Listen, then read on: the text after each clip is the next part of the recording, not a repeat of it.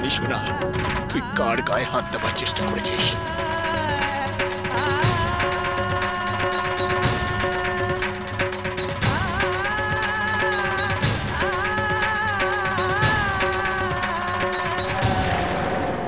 রূপ নিয়ে এত গর্ব তোর, এত গরিমা তোর রূপের।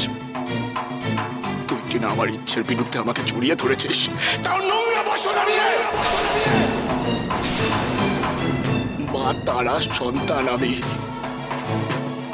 মা তারার বেটা আমি, আর তুই কিনা আমার ব্রহ্মচর্য ধ্বংস করতে চাস। পাপিনি, লজ্জা করে না তোর? আমাকে ভয় দেখিয়ে সরাতে পারবে না। আজ আমি তোমাকে আমার করবই। তোর যে রূপ নিয়ে এত গর্ব, সেই রূপ আমি চিরকালের মতো ধ্বংস করে দেবো। তোর সেই ধ্বংস করা রূপ নিয়ে তুই চিরটা কাল সকলের কাছ থেকে মুখ লুকিয়ে ঘুরে বেড়াবি। জয় তারা, জয় তারা।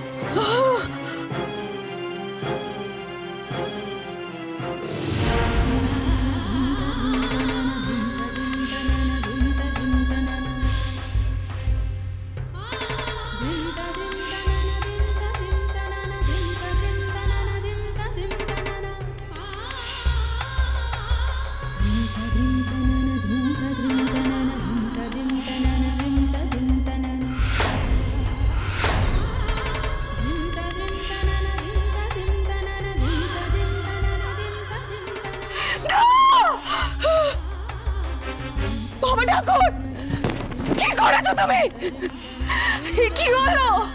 কোথায় আমার সেই রূপ, যা আমার অহংকার ছিল?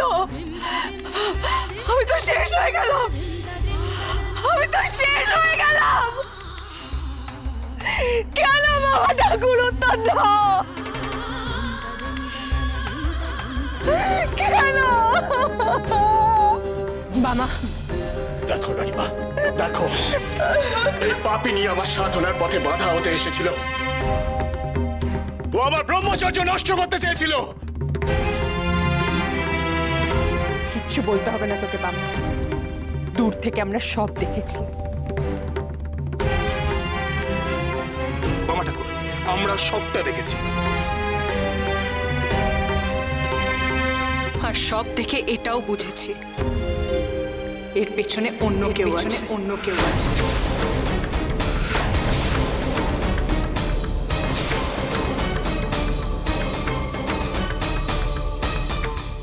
না হলে এই মেয়ের এত সাহস হয় কি করে এত রাতে এই শ্মশানে এইভাবে তোর কাছে আসার? এই যে মেয়ে, তাকাও আমার দিকে। তুমি সত্যি করে বলো আমাকে, কে তোমাকে এই কাজ করতে ইন্ধন দিয়েছে?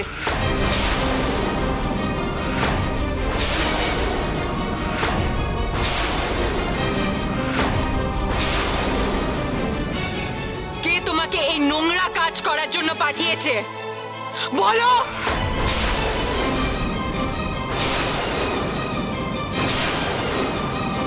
চুপ করে আছো কেন? উত্তর দাও।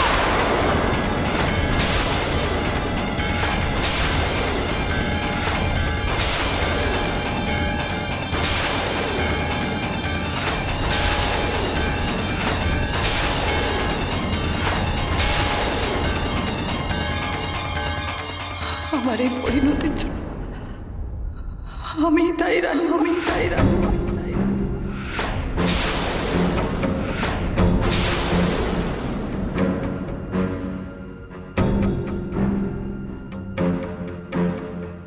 কিন্তু হয়ে উঠি এই কাজ করার জন্য আমাকে প্ররোচনা দেওয়া হয়েছিল।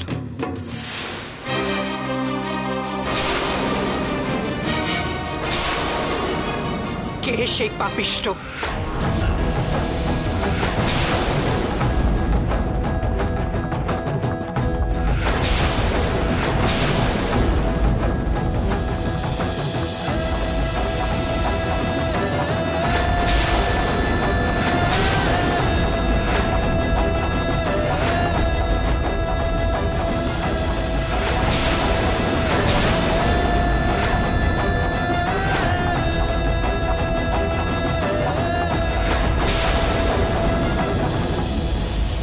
বড় কুমার, বড় কুমার।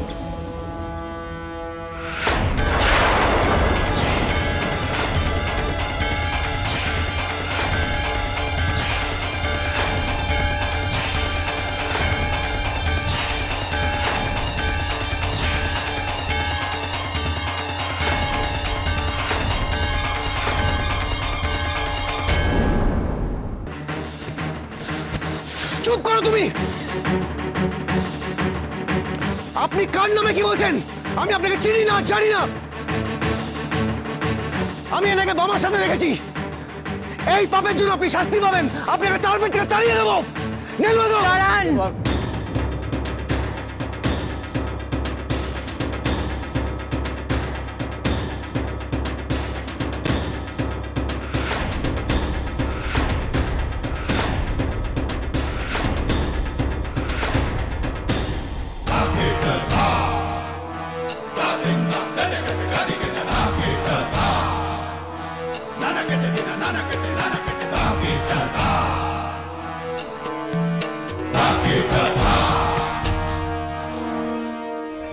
এখনই কিচ্ছু করতে হবে না। এই বিষয়ে কাল সকালে আমি আপনার সঙ্গে কথা বলবো বড় ঠাকুর। তখনই সব দিনের আলোর মতন স্পষ্ট হয়ে যাবে।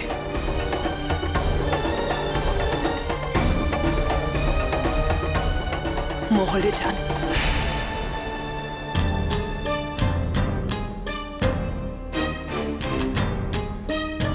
বাবা ঠাকুর, চুপ কর। এই মুহূর্তে যদি তুই এই স্থান ত্যাগ না করিস,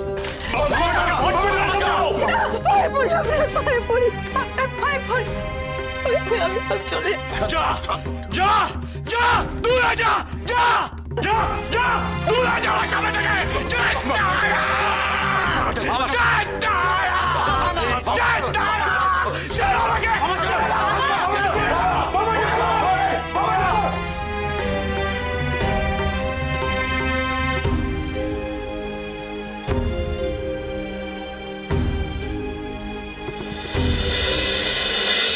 মহা